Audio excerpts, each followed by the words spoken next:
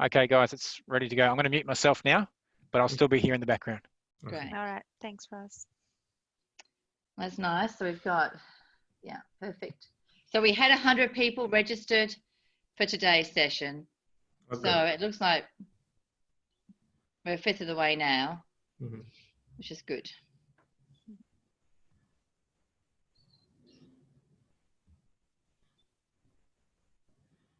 Hi, everybody that's joining us. Welcome tonight. I'm Sam Reece from the WAAA Apartment Advocacy. Tonight joining me is Ali Kamar, Tilly Santos, and Ryan Henderson, also from Colliers International, and also I think Greg Keat. Jeffrey, you've got your hand up. Ross, can you please see what Jeffrey needs, please?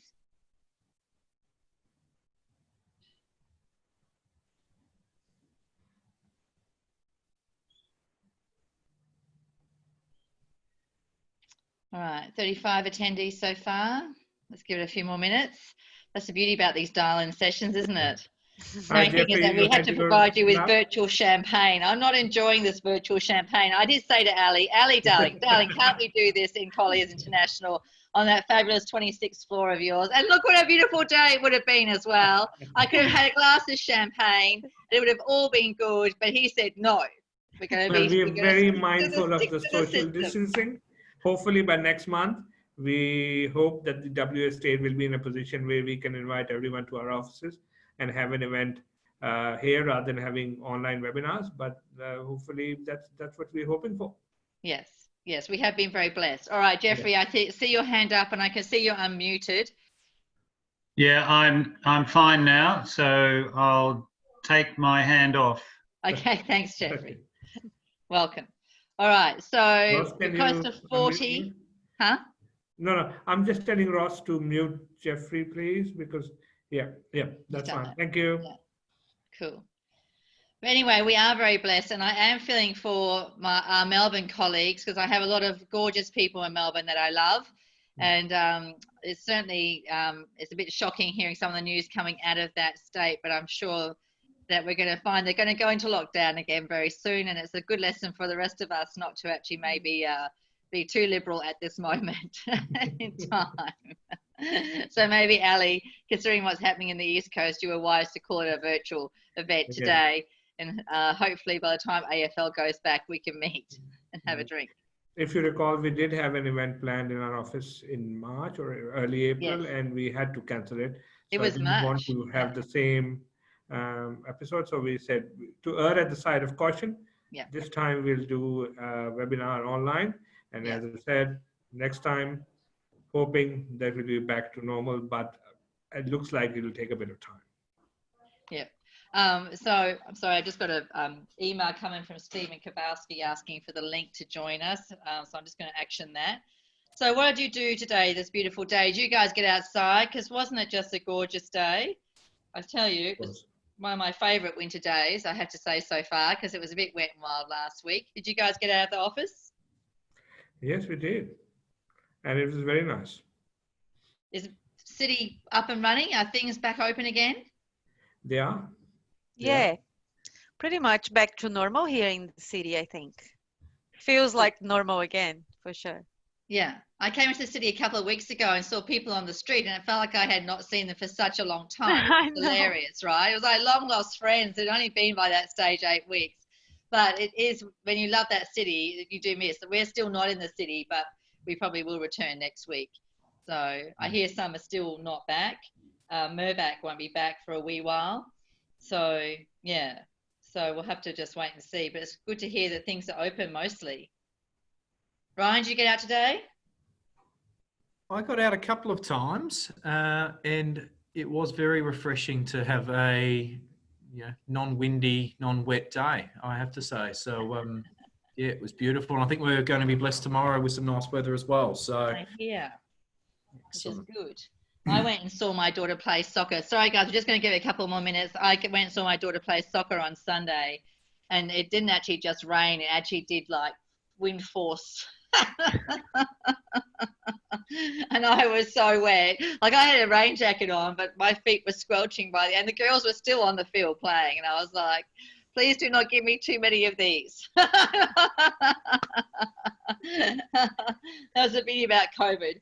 You didn't actually have to worry about standing in the rain. But yeah, all right. Just let Stephen know I've sent that link.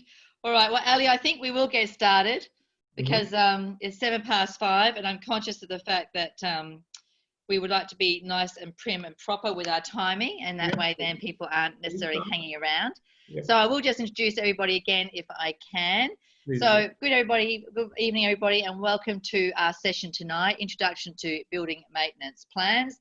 What are they, why are they, and what should they contain? I think it's very important because you're probably aware that the new Strata Regs that came through on the 1st of May actually do require that 10-year building maintenance plan. And that's good news because it means you're actually always thinking about that building, as I call the asset that you own, and how you have to look after it so that way you can actually retain your value rather than actually lose value.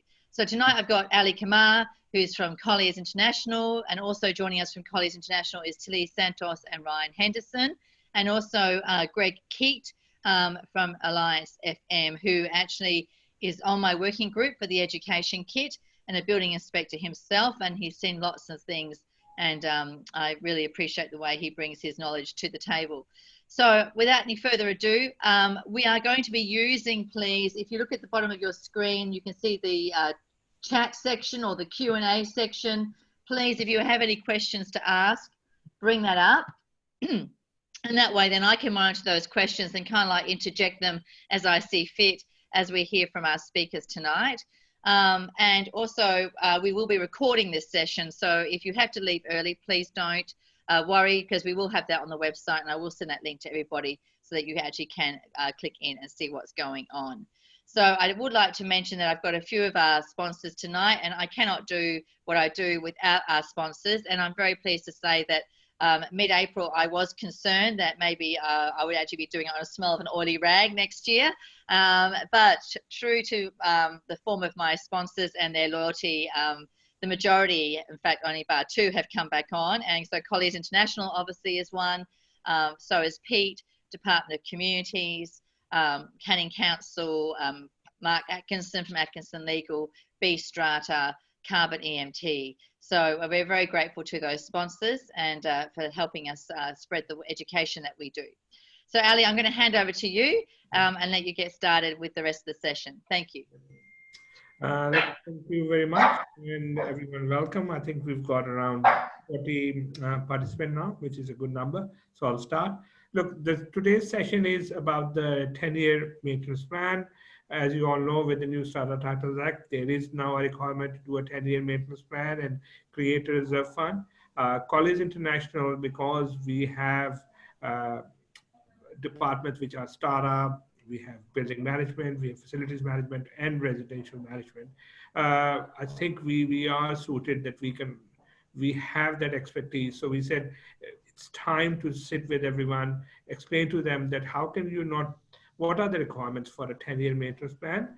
Not only that, but also to show you everyone who is interested and how this 10-year maintenance plan can actually assist you, safeguard your investment in your apartment, in the building you're living in, or you have invested in, retain the value financially, retain the quality of your building, and then leverage this plan and the funds you have saved in your reserve fund to make sure that your building is managed properly, the investment is spent on the capex as and when required, so that you do not have larger expenses down the line. So that's why we've got 2 people here who are very ideally suited from Colliers who can put some light on that. Tilly Santos is our senior Strata manager. She can go through a bit of regulations in Strata Titles Act, telling you what is the requirement and what you need to do as far as your Strata obligations are concerned. And then Ryan Henderson, who's the head of our building management, and he can then explain what is required, what are the different kind of building plans, what are the terms and things that are done, and how it can assist you, as I said, maintain the value of your investment and use it and leverage it to increase your investment going forward in this market. So without further ado, Tilly, I give it to you. Yeah, sure. Thank you, Ali, and thank you, everyone. So I'm just going to start with a little introduction on what's now in the amended Strata Titles Act, which is a requirement under Section 100 for all strata companies to have a 10-year maintenance plan. And this is a requirement that I believe not only myself, but all strata managers and the whole of our industry was very happy to see in the Act now, because we surely understand here at Colliers, especially because we manage large buildings and large projects. We know uh, how important it is to have a maintenance plan in place, and how important it is to have this forecast and to educate our owners into putting money aside into the reserve fund, into having this maintenance plan and knowing how much money you're going to need in the long run. So I think this was surely something that we as manager and the whole industry, I would say, was very happy to see in the Act.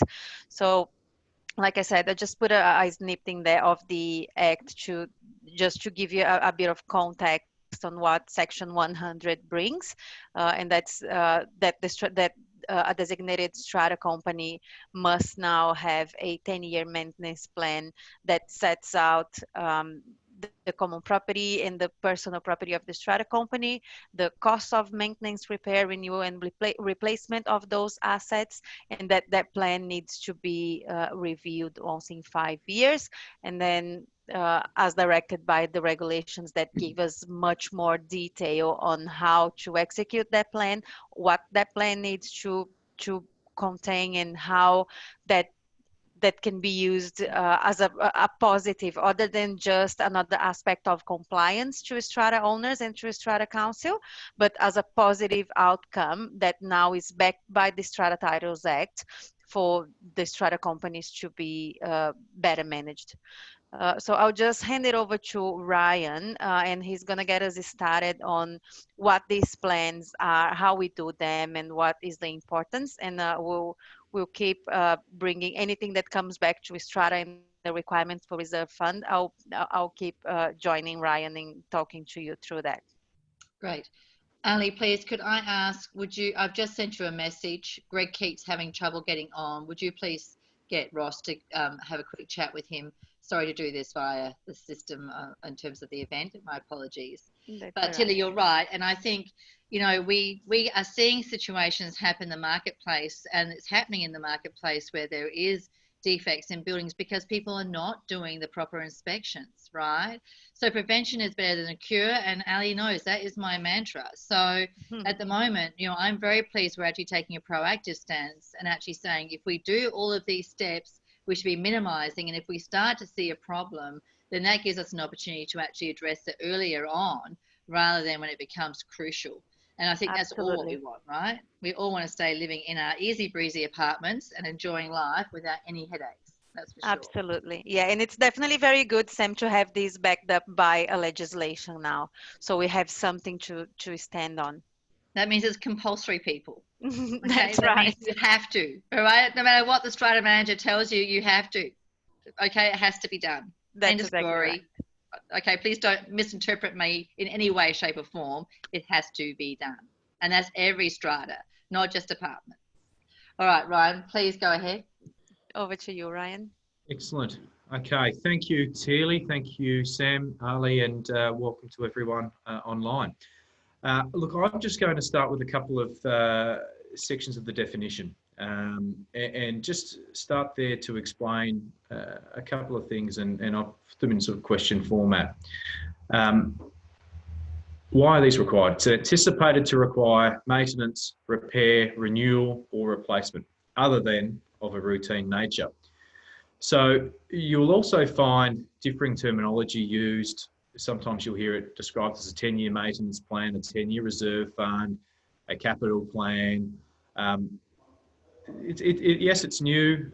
These terms are used interchangeably to a degree, but what we're looking to achieve here is capture some of these larger cost items that aren't part of the administrative fund and make sure that we've got an allowance for them.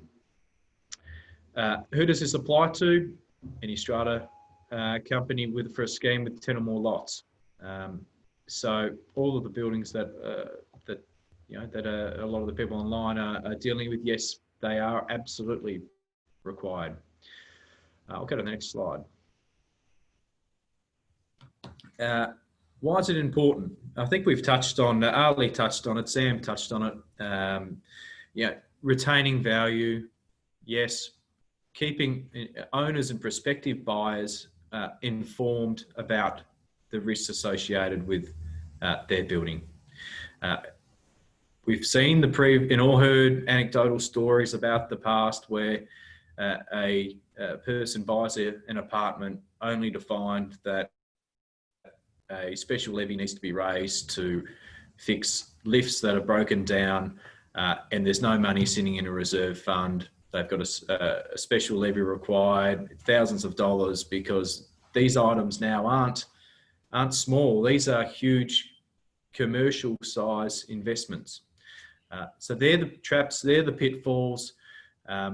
Buyers are now able to be better informed. This is an extension of all of the other requirements that are now mandated on sellers to provide to prospective buyers. And this gives buyers a higher level of comfort that their investment that they're looking at is safe, is secure, and costs have been allowed for in the past that help them into the future. A couple of items I wanted to touch on. These items and the maintenance plans get approved at an AGM and can only be varied by special resolution.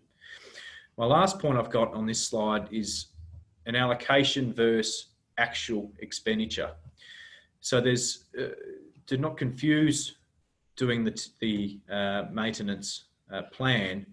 That is purely allocating a level of cost so that future expenditure can be incurred and it has been allowed for. Actual expense follows by utilising the budget that gets created. So because we might have a list of 100 or 1,000 assets within the building, we allocate a portion of an expense to that asset, it doesn't mean that we've got an approval to spend against that asset. You still need to have a capital expense for that year that you're proposing, and that gets approved at an AGM. So I just wanted to clarify that point. Next slide. Can I just say quickly as well, Ryan? So I'm just getting some questions. Some people have already just had their AGM. So you do want to actually be holding an EGM for the budget and for the 10-year maintenance plan, right? So if you've just had your AGM, do not wait until next May. This is not the idea. The idea is, in fact, you actually are to act on that now. So you are to be looking to host an EGM to allow for that budget to be approved. So, and Ryan's completely right. You don't want to move into an apartment and get a knock on the door and told you need to cough up $12,000 for the lifts, right? So when I bought my apartment, I actually did tell my strata manager to give me a 5-year schedule of works to make sure that we had sufficient funds. We did, but that was not actually using a proper building manager. And I think that is the difference. A strata manager is many things, but she is not, or he is not, a building manager. Nor are they then a maintenance manager. A strata manager typically handles your finances, attends your meetings, does the minutes and action items. But once the building manager comes into play, a lot of those action items, which are typically around about the maintenance of the building, will fall to the building manager. So please do not basically confuse your strata manager as the building manager. That is an incorrect situation. Great, thanks, Sam. My next slide's talking about how is this applied. So we've mentioned the Strata Titles Act, the regulations, 2019, Part 12, Section 77, just outlines a few of the elements in this plan that need to be provided. We've got the name of the strata and the address of the strata title scheme, standard name of and address of the person or persons who prepared the plan, plus qualifications. It doesn't stipulate qualifications that are required. And nor does it prescribe who that person needs to be or what they represent. So that in that respect, it is quite fluid, but it does require the name and address of the person who prepared it to be noted.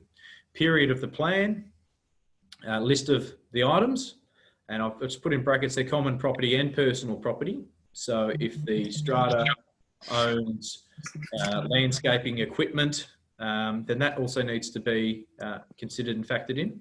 A report on condition, obviously an important element in understanding what and ensuring you have sufficient funds in your reserve fund is knowing what is on the horizon, short term, medium term, long term, and making an assessment on that can be based on the useful life of the asset, but also needs to really consider the existing condition. Now, if you've got an older building, a number of those assets will be coming to the end of their life. If your reserve fund has been operating without a maintenance plan and doesn't have sufficient funds, then you need to consider that very strongly, because if you come to a point where these assets fail, your only option to get them repaired will be special levies. And having that come in one large hit isn't particularly well received, and everybody hates surprises. You can do a strata improvement loan, and certainly that is something that has been prevalent in the East Coast, especially with the cladding situation. But with Mascot Towers, you know, that was meant to be a $12.5 million loan. It ended up being $52 million because it was $30 million with $20 million interest. So virtually what you're going to do then is just basically demolish that building and start back from scratch, and no one wants that. So it is really, I'm trying to really impress upon everyone just how important it is that this is an important thing that you need to maintain and look after. Yeah, and I want to just introduce Greg Keane. I think he's been able to log on and join us. Greg, welcome. Yeah, well, sorry I missed a fair bit of that. I don't know what was going on. The code that I was putting in wasn't being accepted. So thanks for the link, Ali. Yeah, no worries. Okay. Thank you. Thanks. Next slide, Tilly. What items should be included? Again, items are described within the regulations, and here is a snapshot on some of the items described, but it's not intended to be a be all and end all, capture all of the items applicable, but these are some of the items that should be considered. So there are quite a few items there. I won't go through them, but it's also really important to note that whether an item is included in this plan is at the discretion of the Council of Owners and the strata. However, it is really important, chopping and changing and taking items out. You want to be consistent with your approach. You want to go in making sure that everybody who is associated with that building understands the process that has been undertaken in not only looking at the assets that are included, how they were included, what their condition is, how that was captured, who captured that, and who made the assessment on the life cycle. And being consistent with that is really important. Okay, next slide. So Ryan, can I please ask, I just had a question asked here, maybe Greg might be able to answer this too. It says, designated strata, is that 10 apartments or worth $5 million? Is there an in-between? Can you please tell me? No, look, smaller stratas can take it up if they want to, but it's purely voluntary. Otherwise, it's, as you said, stipulates for over $500,000 or more and plus 10 units or more. So. Okay. Yep. Yeah. Thanks, Greg.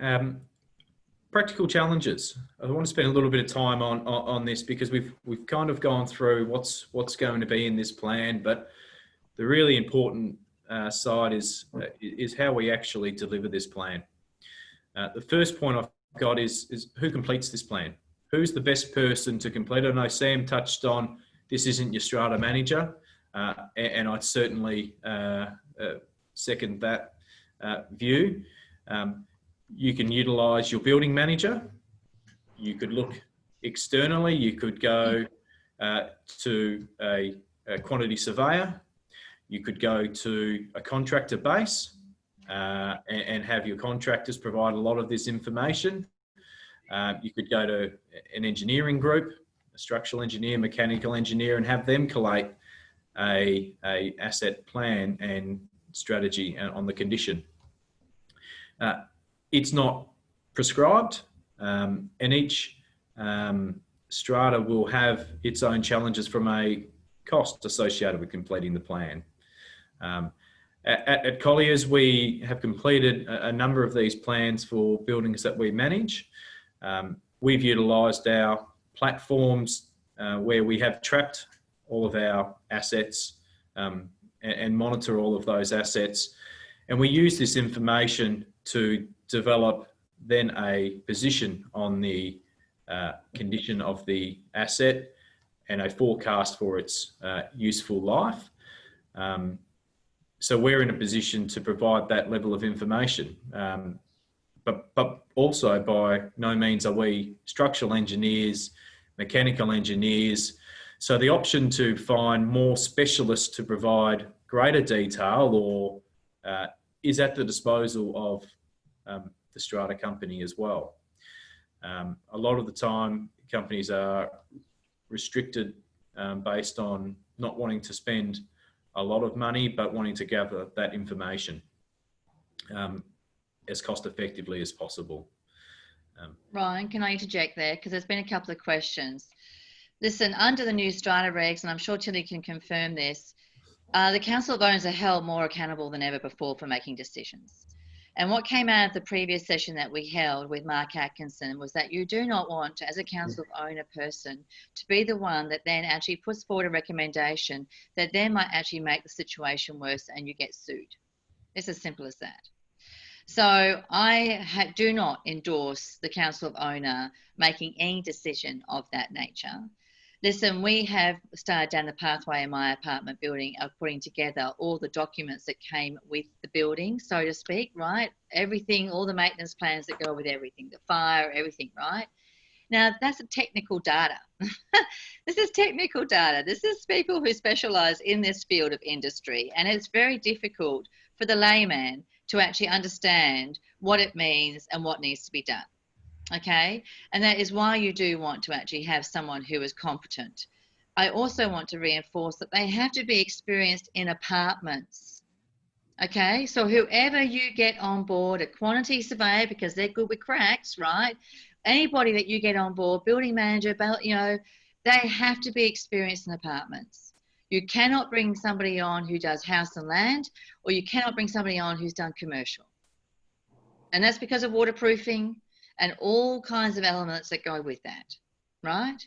So please, when you're choosing your person or company that's going to help you with the maintenance plan, really, I would want you to look at 2 or 3 different companies and really try and work out what they're offering. And I don't think that it's actually, you should not be worried about what it's going to cost you, it's what it's going to save you down the track. So you're paying for that expertise, so you're not having to put your hand in your pocket for a $12,000 lift down the track. Simple as that. Yeah, absolutely. A couple of really good points there, Sam. And in terms of the process of collating a lot of that technical data around the building, and that at times can be a challenge if your building is a little older, that some of this information may not be readily available. But it's a really good starting point to have as much information. And certainly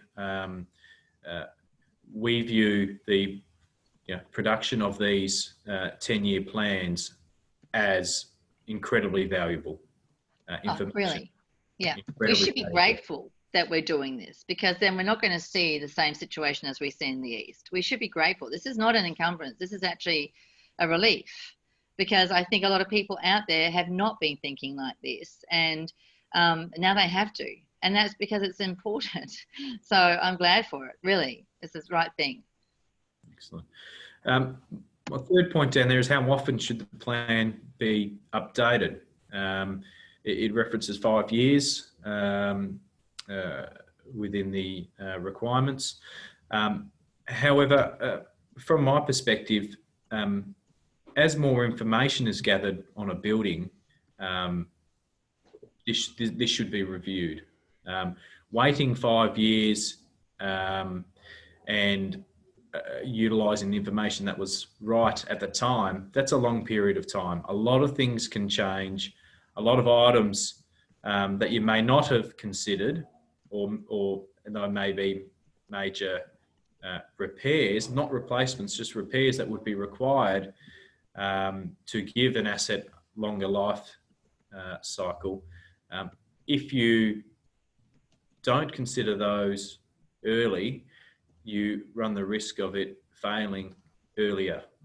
So I would say that each year this plan should be considered, reconsidered, more information trapped. At Colliers, we utilise our asset management system. So we're able to identify if we've spent an increased amount of money associated with that asset. And that may mean that, hey, you know, we've had 5 or 6 call outs at this asset. Should we be considering shortening that life cycle, trying and increasing our allowance for this so that we've got the funds at the time? All of that information that you can have available to you ensures that you've got a better plan. And I think that's really important. That's what it's about, creating the best plan and the best strategy to ensure that you have these challenges covered. You've got a plan for the costs and that owners don't have those surprises.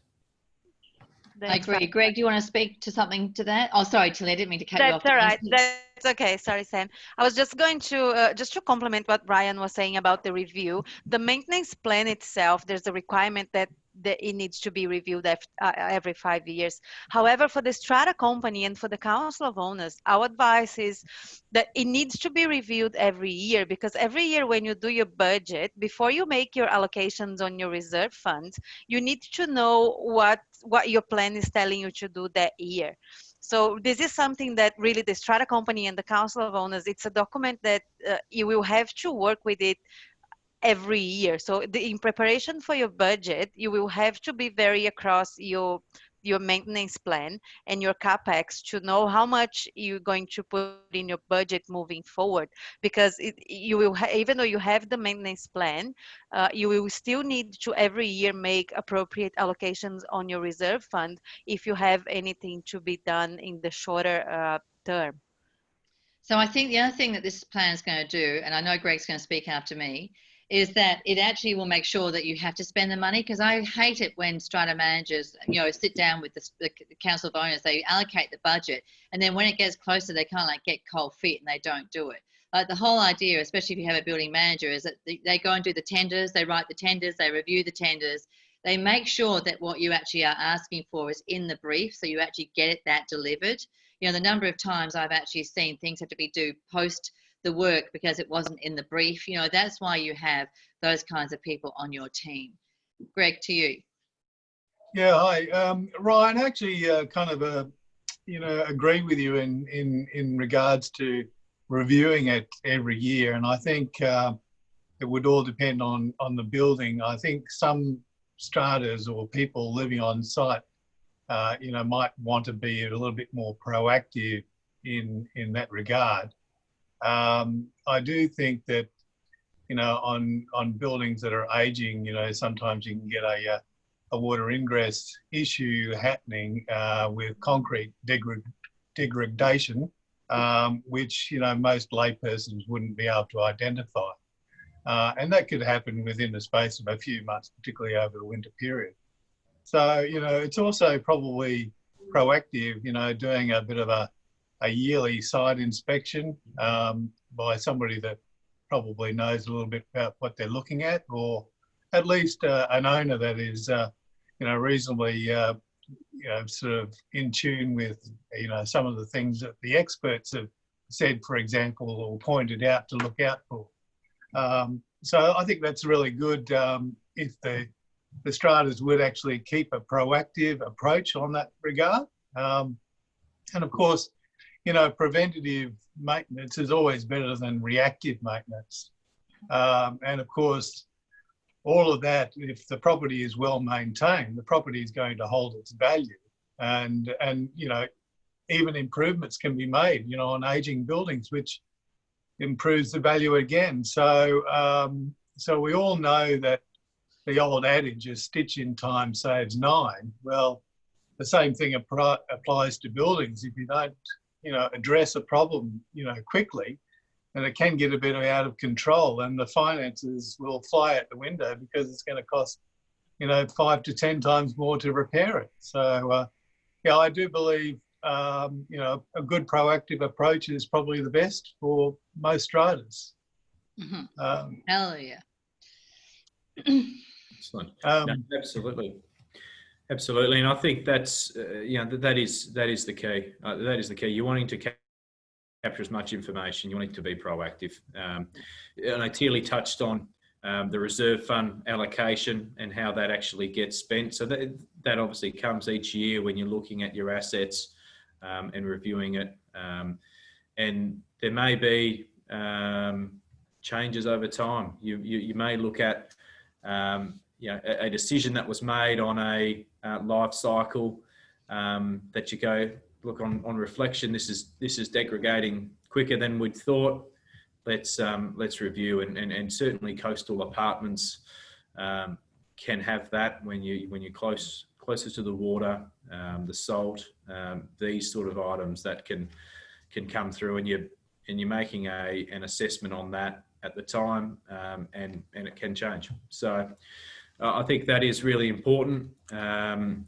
Capturing all of the assets we've touched on, utilising existing plans if you've got them, utilising a contractor base, maintaining an asset register, and making sure that your asset register is common property for the strata or personal property for the strata.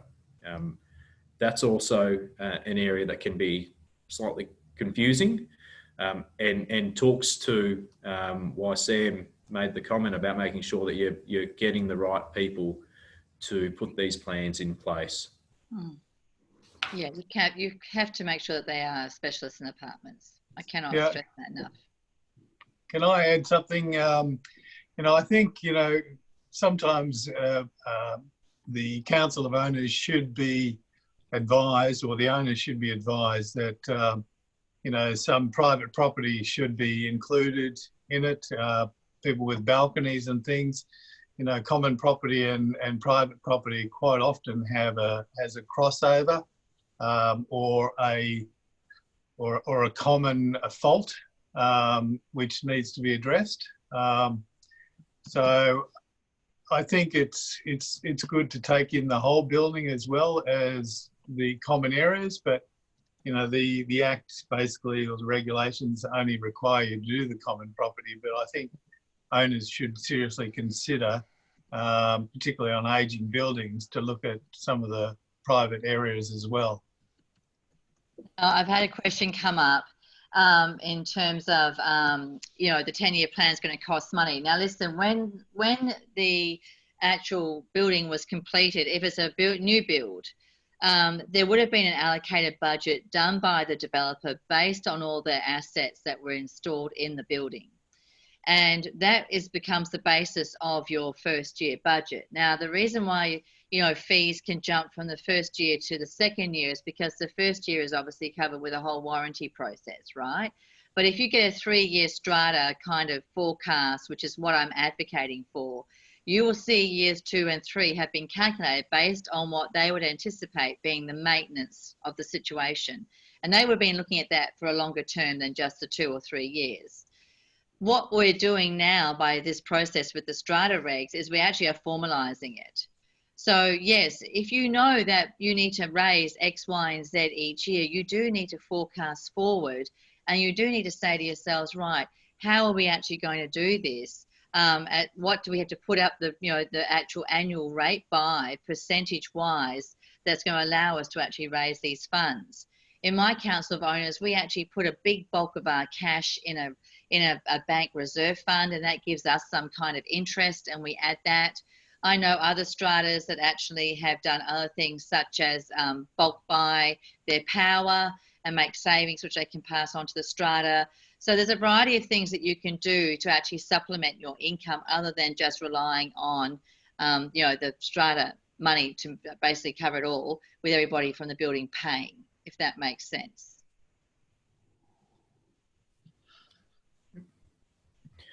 Absolutely. Well, thank you. I thought I'd allow enough time for opening up some more questions. So if there's a few more questions coming through. I have. All right, here's one. This is a good juicy one for the end of the night. Hope you're switched on. We have a building with, this is going to involve both strata manager and building manager now. We have a building with 50% occupancy and a rebellious, oh, we love those rebellious people in apartments, don't we? A rebellious group of owners who want to reduce levies. Dun, dun, dun, dun. Can we demand an increase in levies that is legally binding? Now listen, if you do the 10-year plan, that's legally binding. If it tells them that they actually then have to do X, Y, and Z to raise the money, is that legally binding? We don't have Mark Atkinson, are you there in the room?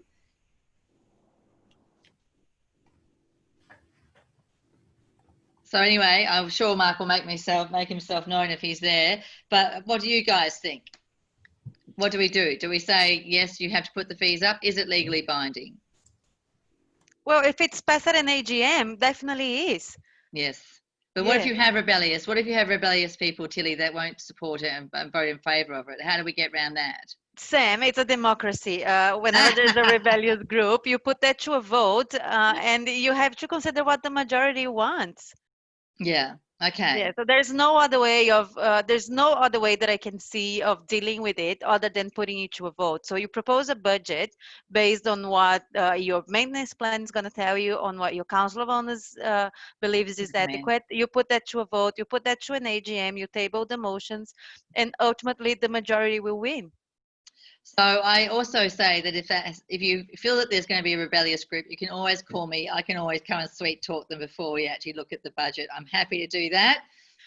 Ali will attest, I can sometimes sweet talk people into doing things that we want them to do. Okay, so Kelly's asked to all panels, what about private areas that have an exclusive use bylaw? Is this seen the same as private and common areas? And should these be included in these maintenance plans as you would with common areas?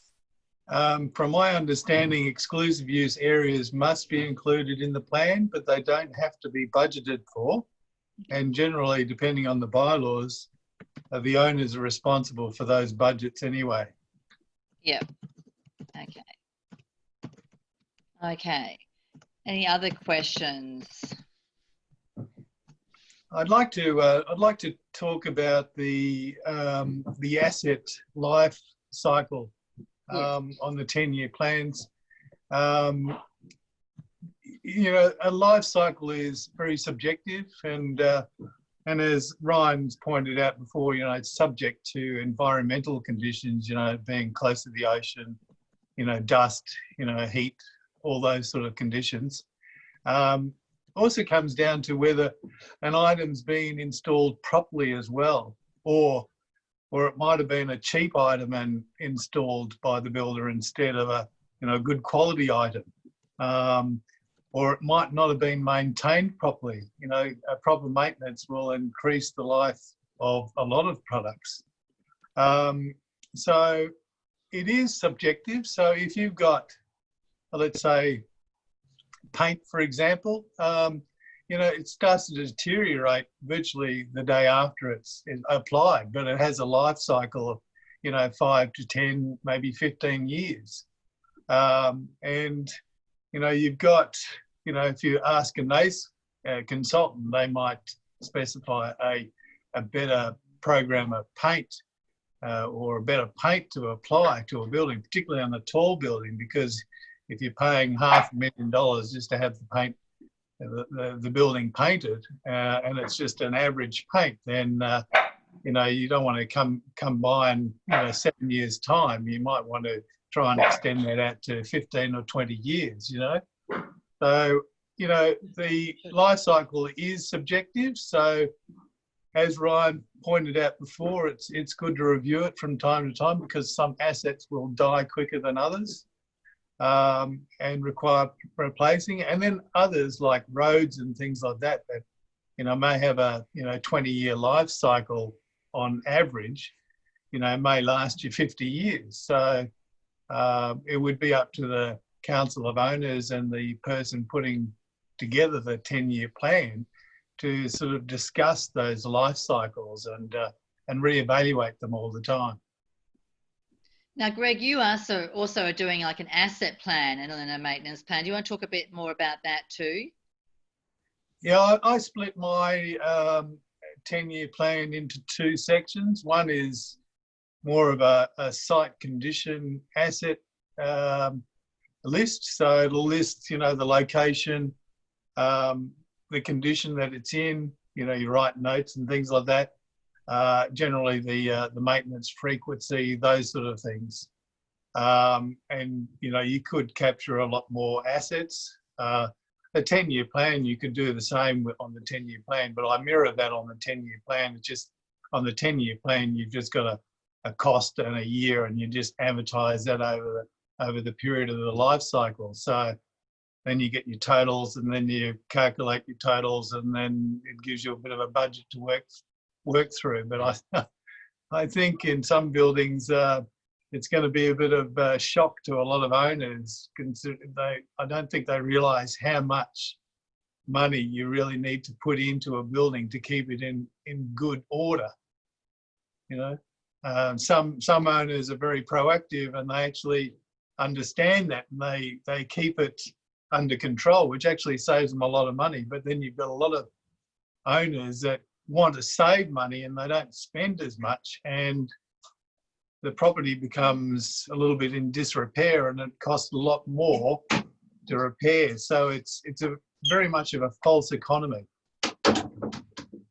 Yeah. So I think the key theme that's come out of tonight's session is proactive, proactive, proactive. I think, it's all about staying ahead of the game, ahead of the curveball, and making sure that you look after that asset. And that, the 10-year maintenance plan is a tool to help you do that. So certainly, Tilly, is there any last words? Because we haven't got any more questions. Any last words that you I have a want to question. say? I have a question for. Okay, sorry, Ali. Yeah, Ryan. We've talked about, you and Greg had talked about a lot about proactive side of it. Have you actually seen an instance where this proactiveness has helped a council? Specific example, a case study in your life as a facility manager or a building manager or an asset planner, where you've seen that the buildings have significantly saved cost by being proactive? Or is this something that's a theory that now we are trialing and hopefully that will come through? What's the angle there? Good question. Yeah, look, I think in terms of specific examples, there's plenty of instances where looking at an asset and completing some minor repairs now can save you certainly in the long term. And Greg was touching on that in the comments he was just making, and I've certainly seen examples with that on particularly the larger capital items. Your lifts are a big example of that, where if you continue to ignore noises and little items like that they turn into larger items. So yes, you've saved $1 today, but what you've done is you've reduced that life cycle of your asset. You haven't protected the value of your building and your asset, and you've created a larger problem for you in a few years' time. Greg, did you want to add an example on your experience? I just actually had Kelly Partington say that she actually were very proactive with their roof in terms of actually getting the repairs done to their roof, and they saved themselves $25,000. So she said we are a 3-building, 2-story and 1 3-story, so we extended the life of the roof by a further 15 years, which is fantastic. So that's exactly you know, you have, you know, don't want to be thrifty. You just want to be smart, right? You have to spend money on any asset if you want to. You know, the difference between an apartment and a commercial building is a commercial building is owned by the developer ultimately and then leased out. In this situation with an apartment, every person who buys in there is basically not just an owner, but they're basically also, like the commercial situation, they have to look after the asset. People don't seem to get that, but they will now that we're under these new regs. Yeah, roofing is a great example. It is expensive to replace, and the painting example is a really good one that Greg mentioned as well. Expensive to replace, and if you can maintain, and whether that's a coating over the top of a potentially leaking roof, buys you that extra life cycle. Yeah, really, really good example. Yeah, look, Sorry. look after a complex where I've come in and, you know, we've basically made a lot of repairs, and we're actually in the stage where we're actually making improvements to the building. And basically, I think in the next year or two, they'll actually be reducing their strata fees because That's nice. they've been able to get on top of it all. Ah, right. Well, that's a great news story, right? So there you go. So you can save yourself some money by actually being proactive. Stephen has asked, hello, Stephen, darling. He's from Mirvac. Thank you, Mirvac, as a supporter of ours as well. Does the new STA set minimum standards for the maintenance plan?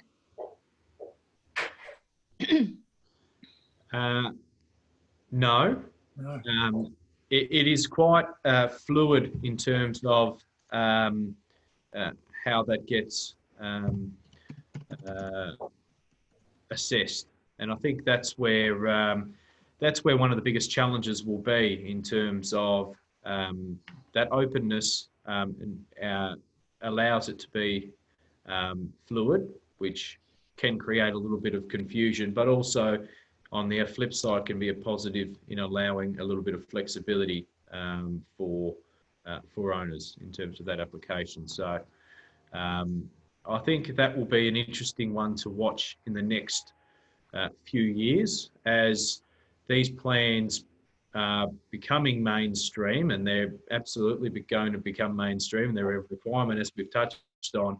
More information will come to light, more process and procedure, and I think that's where we'll see an evolution in the requirements under the Strata Titles Act for these plans. But, you know, I think the requirement really is what's the best thing we can do for this building that's going to make it, you know, it lasts in longevity. That's really what the question you should be asking. I think it also depends on the scalability. I mean, Yes. smaller buildings can probably get away with a maintenance plan, which can be done either with a contract and whatnot. And the complexity of the building increases. You need to really be mindful of whether we're getting an engineer or a larger FM firm fund and whatnot. So it all depends. So that's why I think I actually think it's a good thing that there's not been too prescriptive of what is the requirement for a maintenance plan or requirement of whoever is doing it is there, because in this way you can literally tailor it or scale it to your level of complexity and what is required. I think probably, as Ryan said, as it goes through, probably with the regulations changing, it will be more prescriptive and they will come in with different tiers or levels. But right now, I think it's quite open to the Council of Owners and delegated to the strata managers of who they choose to do that for them. But you do need to rely on your specialists. Yes. You do need to appoint experienced specialists. Yeah. Okay.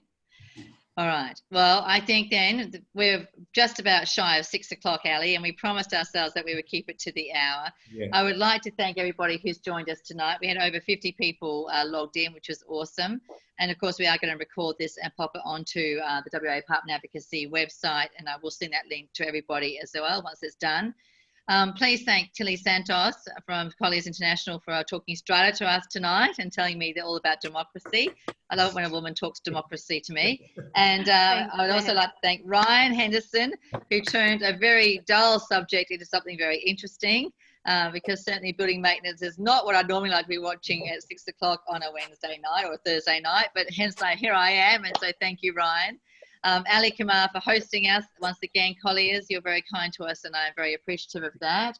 And also Greg Keat of Alliance FM, who, as you can hear, people is a bit of a guru in building maintenance and management. And I certainly am very grateful to what he brings to the table with this education kit that we're creating. Thank you, everybody, for actually thanking us, Jeffrey, Despina, Kim, Alexandra, Brad. That's very kind of you guys. We appreciate that. All right, well, I'm going to say adieu.